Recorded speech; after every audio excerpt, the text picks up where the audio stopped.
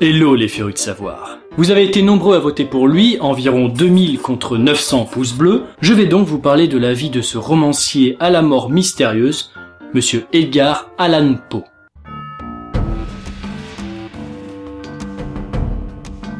Edgar est né le 19 janvier 1809 dans la ville de Boston. Il a un frère, William, qui est mort à l'âge de 24 ans d'une tuberculose, et une sœur, Rosalie, qui elle a un handicap mental depuis ses 12 ans et qui a vécu avec cet handicap toute sa vie. Edgar n'a qu'1 an quand son père décède. Sa mère, du coup, après avoir donné naissance à Rosalie, emmène son fils Edgar dans le sud pour faire sa tournée. Il y a même un journal qui va faire appel aux habitants pour aider Mrs. Poe, malade et entourée de ses enfants. Malheureusement, elle est emportée par ce qui semble être une pneumonie et Edgar se retrouve orphelin. C'est très jeune donc qu'Edgar n'a plus de parents. Il est d'ailleurs recueilli par une famille plutôt aisée qui vendent du tabac. À 5 ans, il commence l'école et il va commencer à lire la Bible. Et ce, malgré le fait que son père adoptif n'est pas du tout croyant. Il est très rationaliste et lui il est intéressé par le marché de la Grande-Bretagne. La petite famille va donc partir pour l'Écosse qui au niveau marché semblait plutôt pas mal mais en fait pas du tout. Du coup hop rebelote ils vont voyager à Londres où là ils vont enfin s'installer. Edgar a 7 ans quand il commence à étudier dans la ville de Chelsea au Royaume-Uni. Il apprend le latin et le grec et se spécialise dans la littérature. Notre cher Edgar, dans la cour de récréation, il est plutôt violent avec ses camarades. Je dirais même qu'il est tyrannique et que son entourage a beaucoup de mal à le supporter. Mais bon, malgré tout ça, il a de très bons résultats, surtout en sport, car c'est un grand athlète, donc tout va bien, c'est juste qu'il est pas très aimé, quoi. Les choses se dégradent vite dans la vie d'Edgar. Son père adoptif s'est fait arnaquer par un employé, la bourse du tabac est complètement en baisse, et de plus, sa mère adoptive, elle, a la santé très fragile, devient un petit peu irritable à la moindre critique. C'est donc par là, à seulement 10 ans, que Edgar fait sa première fugue. Il s'enfuit de chez lui parce qu'il supporte pas vraiment les tensions. C'est un rêveur un peu solitaire, et il va revenir après sa fugue. Il va même commencer à écrire des poèmes. Il est très jeune, mais c'est ce qu'il aime lui, c'est écrire des poèmes. Edgar n'a que 14 ans quand il découvre que son père adoptif va voir ailleurs. En plus, il veut absolument que Edgar réussisse dans le commerce. Or, Edgar, c'est la littérature à 100%. À la rigueur, il voudrait bien s'engager dans l'armée, mais sinon, il n'a pas du tout envie de travailler dans le commerce. Edgar perd son oncle. Il a alors que 16 ans que son père adoptif va toucher l'héritage de cet oncle de plusieurs milliers de dollars. Ce qui permet au père adoptif de sortir enfin du trou financier et il va même acheter un manoir. Edgar est jeune et il aime déjà les jeux d'argent. Et d'ailleurs, il va perdre beaucoup d'argent aux jeux d'argent et son père adoptif ne va pas vouloir rembourser ses dettes. Alors Edgar, il va être frustré, ce qui va énerver son père adoptif, du coup c'est la crise entre deux et le père adoptif ne veut pas qu'Edgar aille à l'université. C'est donc à 18 ans qu'Edgar prend ses affaires, se barre et file à Boston. Dans la petite ville de Boston, Edgar va s'essayer une carrière d'acteur, mais sans grand succès. Il va essayer de vivre en vendant ses poèmes, mais sans grand succès non plus. Il va donc falsifier son âge sur des papiers d'identité et s'engager à l'armée, en tant qu'artilleur de seconde classe. Et il s'est engagé pour 5 ans. À 20 ans, il apprend une triste nouvelle. Sa mère adoptive, qui était toujours présente pour ses projets, décède. Et à cette période, Edgar, il veut partir de l'armée et il va se réconcilier avec son père adoptif qui va l'aider à la quitter. Mais c'est vraiment une réconciliation rapide et éphémère. Tout le monde refuse les articles et les écrits de Edgar, et il va même envoyer des nouvelles pour gagner un concours et donc gagner un peu d'argent, mais il va perdre. Mais un de ses contes, Metzengerstein, pardon pour la prononciation, Metzengerstein,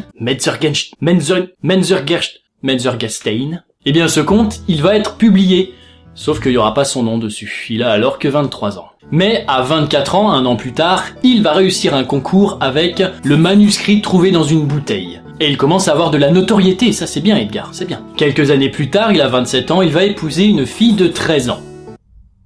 Il y a un certain décalage, mais bon, la maman est d'accord, donc y a pas de, voilà, bon. À l'époque, ça pouvait marcher, aujourd'hui un peu moins, mais à l'époque, voilà, la maman est d'accord de la fille, donc bon, je veux dire, voilà. Mais dans ces eaux-là, Edgar, il a un problème, il commence à être un petit peu alcoolique. Il est irritable, donc c'est-à-dire qu'il est très sensible moralement, et il est irritant, c'est-à-dire qu'on le supporte un peu difficilement. Du coup, ça va poser pas mal de problèmes dans son entourage, sa nouvelle belle famille et tout ça.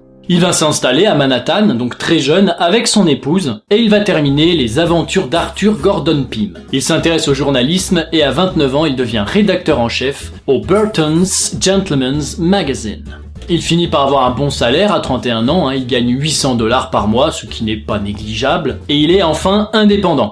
Souvenez-vous, notre Edgar, il est un peu rêveur et solitaire, du coup ça va beaucoup lui plaire cette indépendance. Son boulot de journaliste lui plaît beaucoup, et il y a même certains articles qui vont avoir des records en termes de nombre d'exemplaires sortis. Donc ça se passe plutôt pas mal dans la vie d'Edgar. Tout semble sourire dans la vie d'Edgar, sauf un soir de janvier 1842. Il a 32 ans quand elle n'en a que 18, son épouse meurt d'une hémorragie, en sachant que quelques mois auparavant, un vaisseau avait explosé dans sa gorge. Edgar essaye de se remettre tant bien que mal de cette énorme perte, et il va rencontrer un grand romancier en tournée en Amérique, monsieur Charles Dickens. Je suis sûr que son nom vous dit quelque chose. Entre eux, ils discutent de l'instauration d'un copyright. Vous voyez, à cette époque déjà, il y avait le copyright.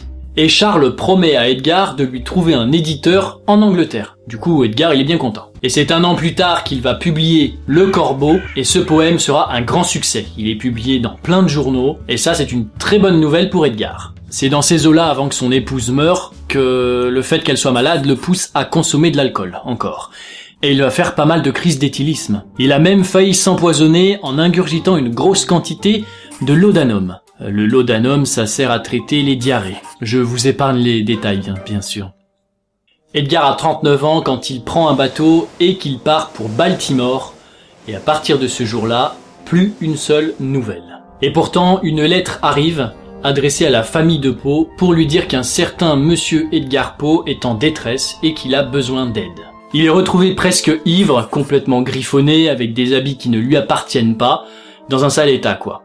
Et il faut très vite l'emmener à l'hôpital, sans quoi il risque de mourir dans la rue parce que son état est vraiment merdique. Il est entre le conscient et l'inconscient, ses phrases n'auront pas beaucoup de sens, enfin bref, il est sur le déclin. Et c'est le 7 octobre 1849 à 39 ans qu'il meurt d'une congestion cérébrale. Le mystère sur son état est encore un peu dur à expliquer. Est-ce qu'il a sombré dans l'alcool? Est-ce qu'il a eu une lésion de cerveau, un problème de cœur, de poumon? Est-ce qu'il s'est fait taper dessus? Voire même, est-ce qu'il a chopé la rage pour mourir aussi vite? La théorie la plus mise en avant aujourd'hui et qui est pas bête du tout, c'est que c'était en pleine élection électorale et dans la rue, il y a des agents qui patrouillent et qui forcent les gens à boire un certain cocktail pour aller voter. Donc du coup ils sont pas du tout eux-mêmes, ils vont même jusqu'à l'habiller dans d'autres vêtements et complètement déboussolés, ils vont voter pour quelqu'un alors que c'est pas ce qu'ils aimeraient faire. Edgar est très sensible, son cœur est très sensible, il aurait peut-être pas tenu le coup à ce traitement. Edgar repose aujourd'hui à Baltimore dans un cimetière presbytérien et par la suite un certain Charles Baudelaire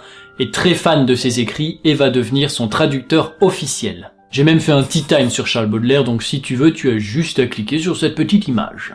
Voilà, c'est la vie de Baudelaire. C'était une très longue vie, monsieur Edgar Allan Poe. Passons maintenant aux anecdotes. Il y en a que 3, mais c'est des anecdotes quand même. Il avait un chat qui l'adorait et ce chat ne le quittait jamais. Il restait même sur les genoux d'Edgar pendant qu'il écrivait ses poèmes, ses récits, ses contes. Faut savoir que les chats ont une présence agréable et quand on aime bien la solitude, on peut aimer la présence d'un chat, c'est toujours agréable. Des cheveux ont été collectés sur son crâne. Oui, ça peut être que sur un crâne en même temps, des cheveux. Ben, c'est pas grave, c'est rigolo. Sur son crâne. Par Joseph Snodgrass. Et ses cheveux sont désormais dans un musée. Et moi, ça c'est un truc que j'aimerais bien voir parce qu'il faut savoir que c'est assez quand même incroyable de trouver ce genre d'artefact, on va dire, historique d'un personnage comme lui. Il y a même des mèches qui sont dans un médaillon. Ça, c'est une sacrée info quand même. Le petit médaillon à avoir autour du cou, j'ai les cheveux d'Edgar Allan Poe là-dedans. C'est quand même rigolo. Une histoire un petit peu creepy cette fois-ci. Une certaine Lizzie Dotten disait écrire à la place d'Edgar Allan Poe alors que celui-ci était mort. Elle soutenait qu'elle dictait les dires de Edgar, qu'elle écrivait des récits et des poèmes à sa place. La famille demandait même à cette dame, cette médium, de rester parce qu'elle sentait la présence d'Edgar et il fallait que quelqu'un écrive ce qu'Edgar avait encore à dire. Merci à vous d'avoir suivi cet épisode qui se termine un petit peu de façon creepy. N'oubliez pas d'attendre après le générique et de voter pour le prochain Tea Time. Et bien sûr, on se retrouve samedi prochain à 17h pour la prochaine vidéo. Et ce, comme toutes les semaines. Au revoir les férus de savoir.